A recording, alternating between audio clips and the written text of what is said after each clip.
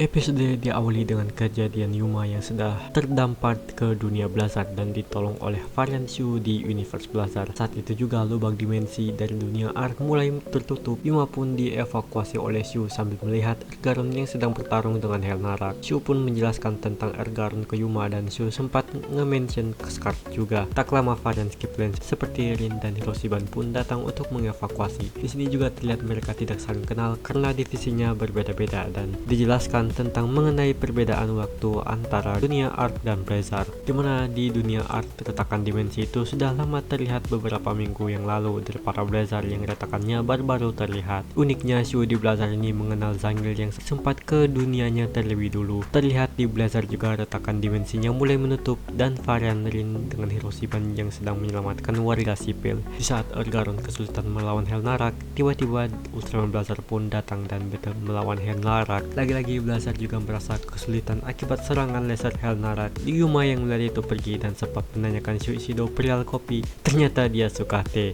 Tak disangka setelah Yuma pergi, Yuma versi Blizzard pun muncul. Yuma pun langsung berubah menjadi Ultraman Ark dan membantu Blizzard. Tag Team Ark dan Blizzard yang epic pun terjadi. Sempat keduanya lengah saat terkena laser Helnarak, mereka pun mengeluarkan finisher masing-masing untuk mengalahkan Helnarak dan terlihat kelemahan Helnarak adalah telur di dalam tubuhnya. Di waktu yang bersamaan, telur Helnarak juga pecah dan memecahkan Bazanga lagi. Helnarak memanfaatkan kesempatan itu untuk pergi ke dimensi Ark. Blizzard juga memberikan beberapa energinya ke Ultraman Ark dan lucunya dia melempar Ark ke dimensinya. So Yuma pun kembali tiba di dunianya. Tiba-tiba ia melihat telur berjatuhan dan Helnarak yang hidup di sana. Yuma pun kembali ke Skip dan kagetnya dia menghilang selama 4 hari dari dunia Blizzard. Mereka juga sudah mengevakuasi warga dan meneliti semua data. Mereka juga disuruh pergi meninggalkan kantornya dan menetap sementara di balai kota Hinaoka.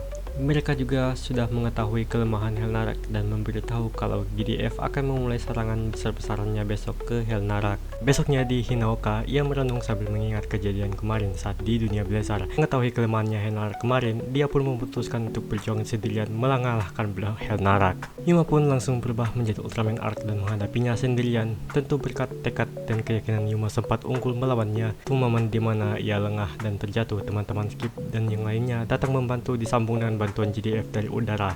Di dimensi lain, tepatnya di dunia Blizzard, Ultraman Blizzard dan Ergaron juga sedang berjuang meskipun kesulitan. Di saat Ark pantang menyerah, dia menyadari energi dan Ultraman Blizzard di dalam dirinya dan menciptakan Blizzard Cube untuk dimasukkan ke Ark Ice World. Ark pun mengikuti energi Blizzard dari dimensi lain dengan menciptakan jurus baru bernama Ark Spiral Barret dan melemparkannya ke Helnarak. Di dimensi Blizzard juga, Ultraman Blizzard berhasil mengalahkan Bazanga dan telur Helnarak di sekitarnya menghilang. Episode pun diakhiri dengan berkumpulnya anggota Skip. Pas ditanya alasan Yuma pergi, ya lagi-lagi alasan ke toilet doang.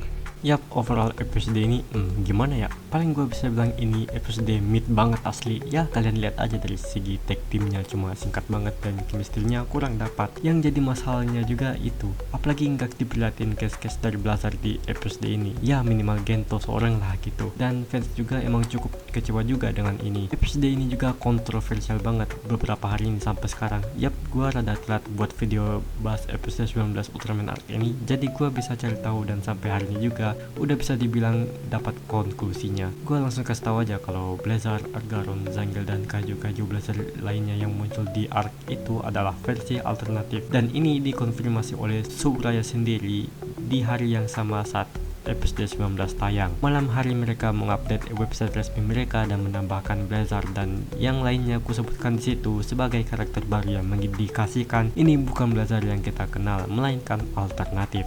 Pas dengar ini juga fans makin kecewa juga karena sia-sia dikasih build up 3 episode awal dengan setup yang matang, malah ujung-ujungnya terdampar di dunia alternatif. Lagian ngapain juga dibikin alternatif? Tapi tenang, ini awalnya aja. Dan tiba-tiba semalam Suburaya ngubah lagi tuh websitenya dan menghapus leads Blizzard dan yang lainnya juga. Jadinya apa? Ya Blizzard yang comeback di Ultraman Arc itu adalah Ultraman Blizzard yang original, bukan alternatif.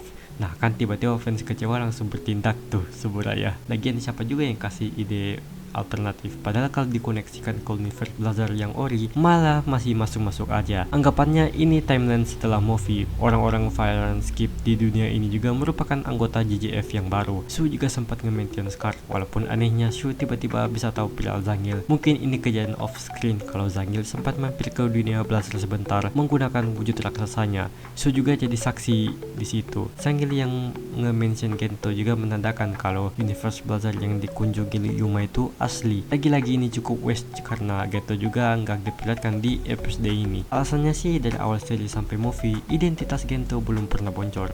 Jadi lagi-lagi ini off screen karena pilot Ergaron adalah Scar yang sedang berjuang dan Gento yang lari sendirian buat berubah ke Ultraman Blazar. Dan ya yang terakhir, cara battle sinematik dan cerita udah cukup oke banget lah. Namun eksekusinya saja yang mengecewakan.